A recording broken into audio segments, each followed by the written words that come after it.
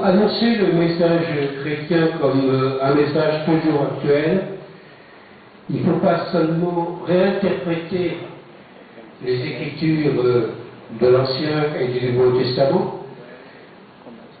J'aurai l'occasion de le redire dans un autre cours. Il faut aussi prendre le risque d'une interprétation de la tradition dogmatique et de l'enseignement du magistère. Réinterpréter la tradition théologique et la tradition dogmatique de l'Église à la lumière de notre expérience historique.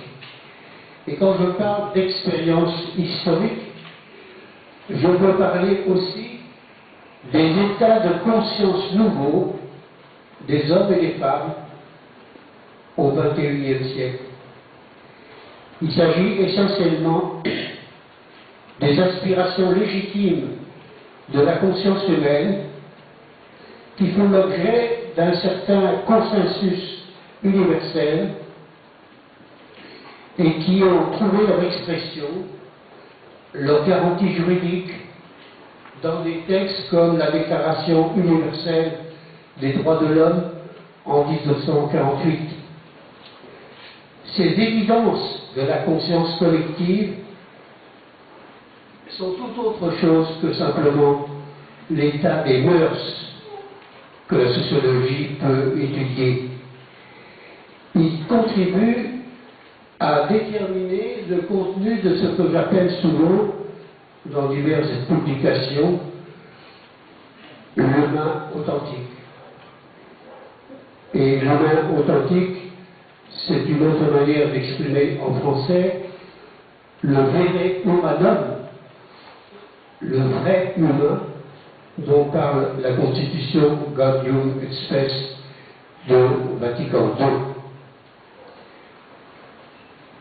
Alors, je n'ai pas le temps d'énumérer les acquis incontestables de notre modernité sous le signe de cette conscience universelle, ce consensus de la conscience universelle.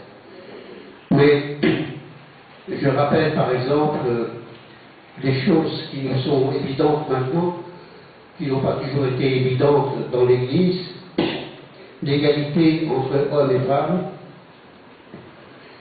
le respect absolu de la vie humaine ici-bas, quoi qu'il en soit du prix de la vie éternelle, le caractère inviolable de la conscience humaine, individuelle, le droit à la liberté religieuse,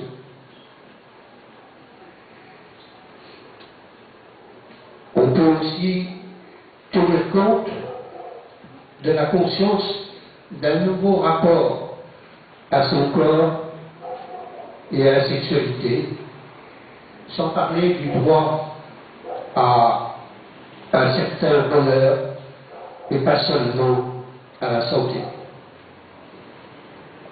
Et nous ne faisons que commencer à tirer les conséquences pour le renouveau d'une théologie traditionnelle, d'un régime de société pluraliste sous le signe de la raison démocratique, l'éthos démocratique, de la laïcité et donc de l'indépendance mutuelle de l'État et des instances religieuses.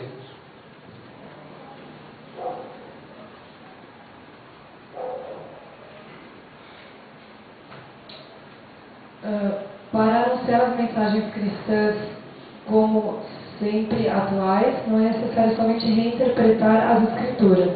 Nós devemos correr o risco de reinterpretação da tradição dogmática e de ensino do magistério, de reinterpretar a tradição teológica e dogmática da Igreja à guisa de nossa experiência histórica. Ele vai falar também de novos estados de consciência de pessoas do século XXI, que são legítimas aspirações da consciência humana e são objetos de um certo consenso universal.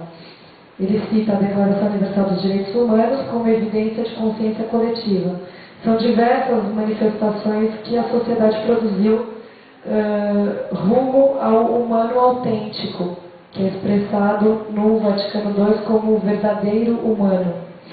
Ele não tem tempo de enumerar as diversas aquisições incontestáveis da humanidade no consenso da consciência universal, mas vai citar coisas que são evidentes agora e que nem sempre assim o foram dentro da Igreja, como, por exemplo, a igualdade entre homem e mulher, respeito absoluto à vida, o caráter inviolável da consciência humana, o direito à liberdade religiosa.